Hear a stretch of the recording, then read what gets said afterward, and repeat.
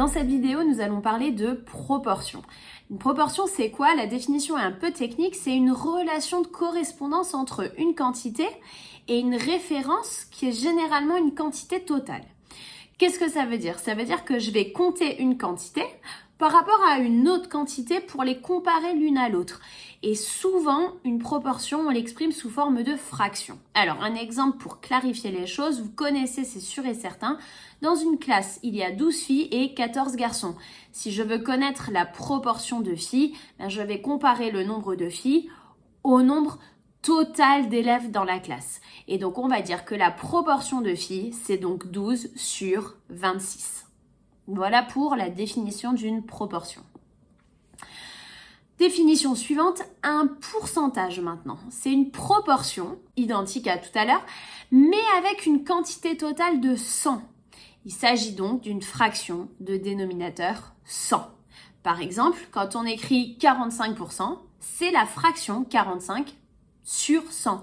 Pour 100, c'est par rapport à 100, donc sur 100.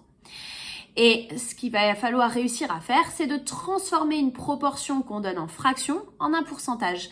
Et inversement, il faut donc trouver une fraction égale dont le dénominateur est 100. Un exemple, si je prends la fraction 5/8 et que je veux savoir combien de pourcents ça me fait, il faut donc que je complète la fraction sur 100. Bien sûr, il faut que les deux soient égales. Ça veut dire qu'il faut que je passe de l'une à l'autre en multipliant numérateur et dénominateur par un même nombre.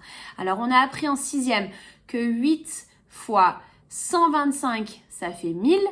Et donc, comme je veux arriver à 100 et pas à 1000, je vais décaler d'une dizaine et donc multiplier par 12,5 au dénominateur et au numérateur. 5 fois 12,5, ça me donne 62,5 et 62,5 sur 100, c'est bien le pourcentage, 62%. Donc, ça, c'est des choses qu'il faudra s'entraîner à faire dans les exercices. Encore une fois, quelques rappels juste pour vous aider. Là, je cherchais 8 fois quelque chose qui me donne 100. Si c'est un autre nombre fois quelque chose qui me donne 100, par exemple 32 fois quelque chose qui donne 100, je rappelle qu'on peut très facilement trouver le nombre qui manque. Il suffit pour ça d'utiliser la fraction où on met la réponse au numérateur et le facteur qui multiplie au dénominateur, donc 100 sur 32. 100 sur 32, la fraction, c'est une division, donc il me reste qu'à faire à la calculatrice si jamais c'est nécessaire. 100 divisé par 32 qui me donne 3,125. Cette petite astuce, c'est pour vous permettre de trouver par combien il faut multiplier pour aller d'une fraction à une fraction sur 100.